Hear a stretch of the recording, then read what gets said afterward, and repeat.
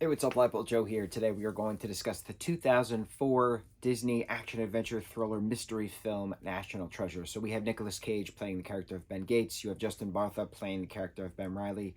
Not Ben Riley. Riley. You have Diane Keaton is... Kruger? Keaton? Kruger. She plays Abigail Chase, Dr. Abigail Chase. A bunch of other people are in this.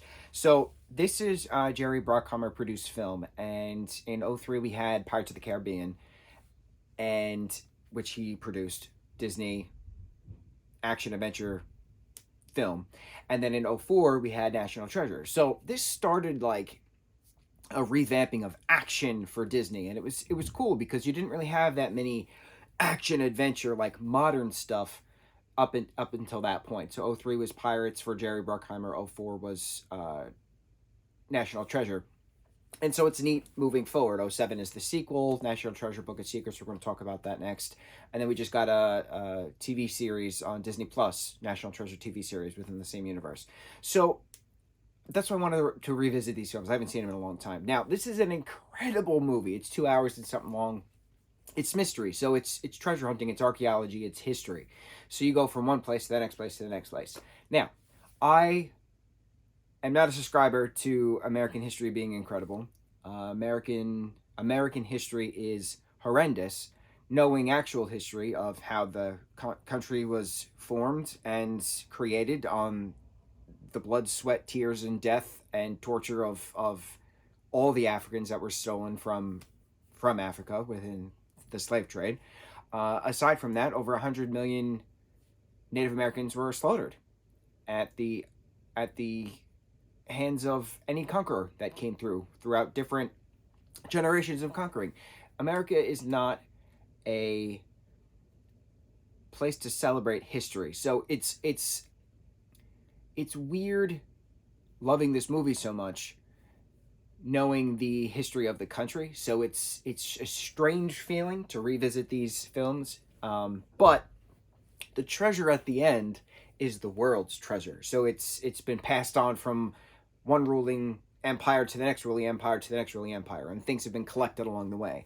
And at the end of finding the treasure, finally, it was, it's the people's treasure, so it needs to be distributed again to the people, which I thought was a really good speech on Ben Gates's part, saying, we're going to give, the Cairo's going to get their, Cairo Museum is going to get theirs, the Louvre's going to get theirs, stuff, right? So I thought that was very appropriate in the means of handling history, that it's not one person's treasure. That's what the whole Freemason aspect of it, of the Knights Templar, was. It's not supposed to be for one king, for one person. It's the people's treasure. So I really like that. I love the ending of it, and I like the mystery, discovering the clues that have been hidden in plain sight for over 200, 300 years. So it's very neat. It's a very neat way of putting together the clues, having the treasure then be underneath New York City this entire time. Super cool. I always liked that exploring aspect of it, that adventurer aspect of it, that archaeological aspect of it. And it's more archaeology than anthropology. Anthropology, from my understanding, is more, how did these people live? Archaeology is, what did these people do with these things, in the sense of, hey, that's what there's a crown and a sword and it's treasure, versus anthropology is, hey, there's a jar of herbs, what they use this for, kind of a thing. From my understanding, I could be completely wrong, but from my understanding, that's the difference between anthropology and archaeology. So I liked the archaeology of this. I liked the exploring, the Indiana Jones style of swinging from ropes and things, as caves collided, or steps made from over 200 years ago are just falling apart because of wood rot. The stealing of the Declaration of Independence has been memed countless times.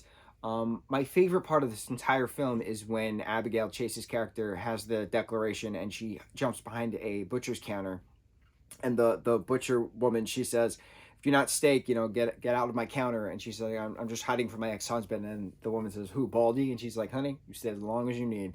And then conversation transpires and he's just being a douche, and she goes, "I see why you loved him." It's just so sincere, of helping a fellow human in need, escaping a terrible situation. Wonderful, absolutely wonderful. I love it, and it's memed so much. Honey, I see why you left him. It's great. I forgot. I genuinely forgot that that scene came from this film. I have not seen this movie in quite some time. It's what, 2004 this came out, so this is the 19th year of this film technically. Man, how technology has changed. They were on flip phones in this.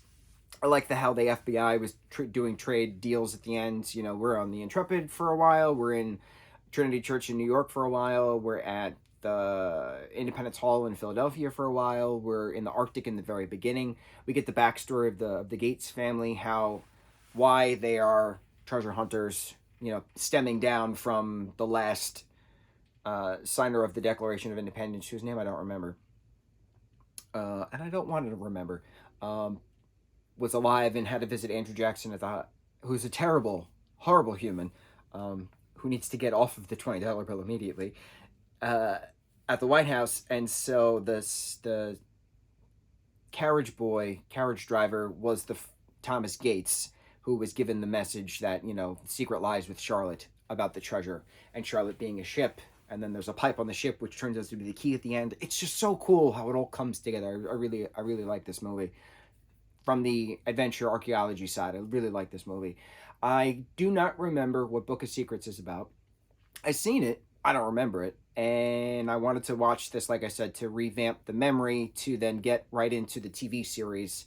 I believe the main character is the long lost daughter of Ben Gates. I could be mistaken, but I know Riley's in this for like an episode or two.